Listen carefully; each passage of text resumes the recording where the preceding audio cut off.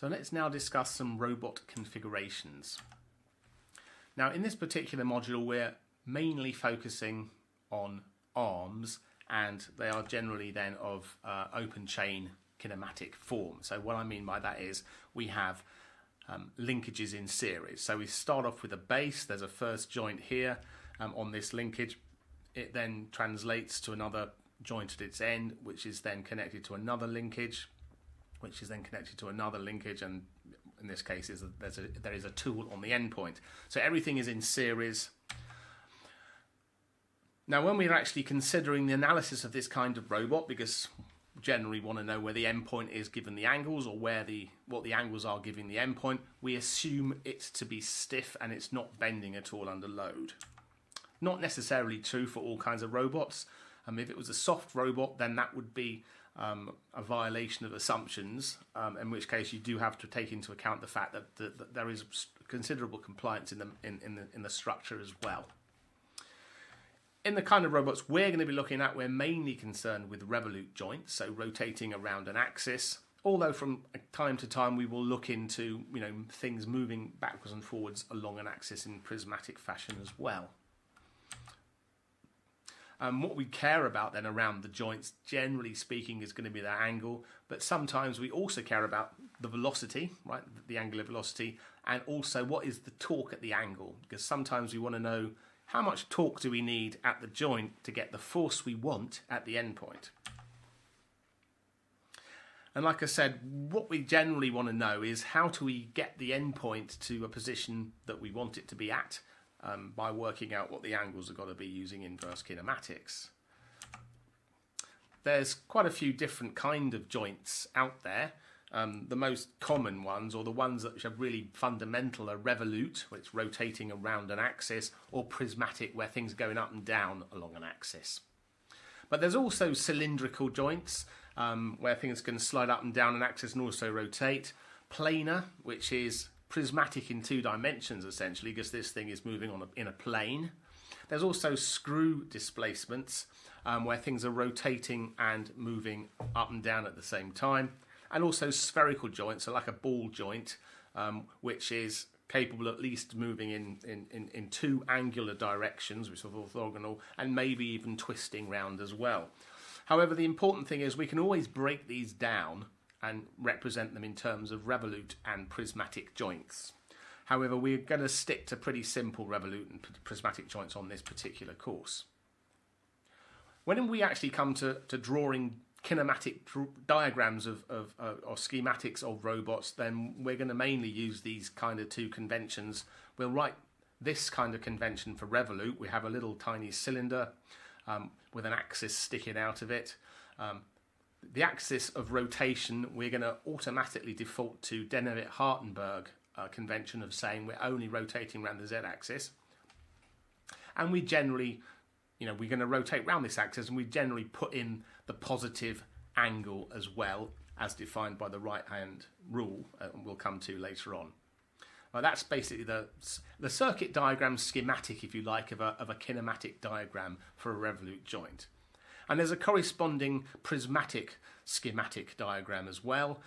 We'd represent that as a cube with basically a square in front of it. And in this particular case, prismatic joints move in and out.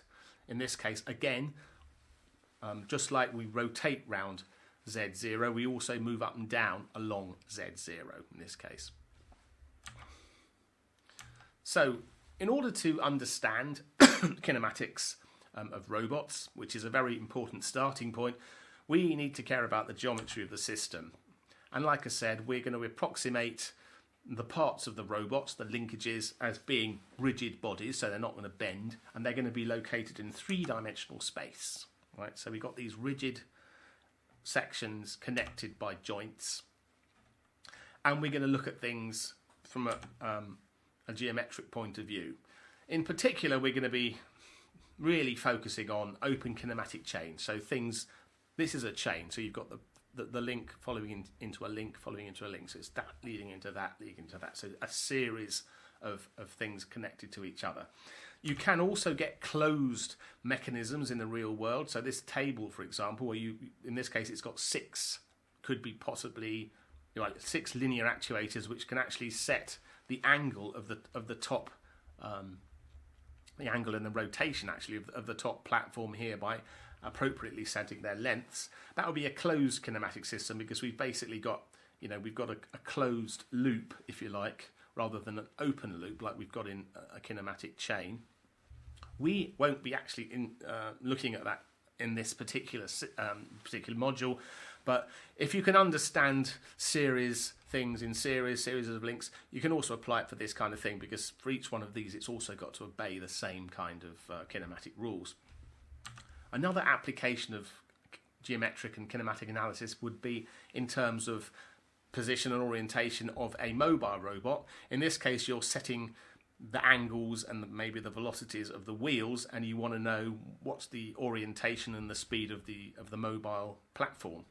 Again, that's another aspect of robotics, and you'll be looking at that with other people in the next year. We are just going to really now focus on arms, and serial arms at that. But let's just think a little bit now about the configurations we can have. How can we build up an arm, even if we just have to do things in series? Well, we can build it up on the basis of Cartesian axes. We could have an axis, let's say an x-axis, which then controls a y-axis, and then basically you've got another actuator which goes up and down in the z-axis. So the first two will let us move around in a plane, and the third one lets us go up and down in that plane.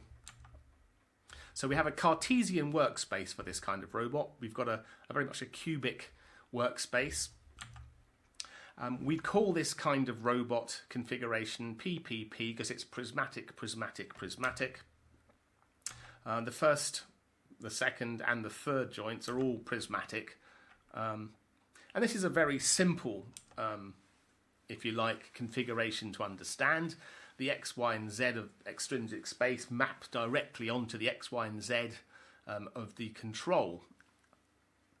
These things are very useful if you've got, obviously, you've got to move around in an XY plane and then do something going up and down in the Z axis. So let's now think about another robot, a cylindrical configuration robot. And the idea here is we've the first couple of joints, and the first one's going to be Revolute, so it's rotating around there, and then we've got an up and down. This is kind of a cylindrical, if you like, effect that we've got here. So the first two here implement this cylindrical moving up and down and rotating kind of degrees of freedom. And then the third one we have here goes in and out, right? So it's like a distance away from the radius kind of effect. And the consequence of this is we get this kind of workspace. So we've gone up and down, and then we can move in and out within that kind of space. And this starts off with Revolute, prismatic, prismatic. So it's an RPP robot. First rotations around the base, second and third are basically are then prismatic.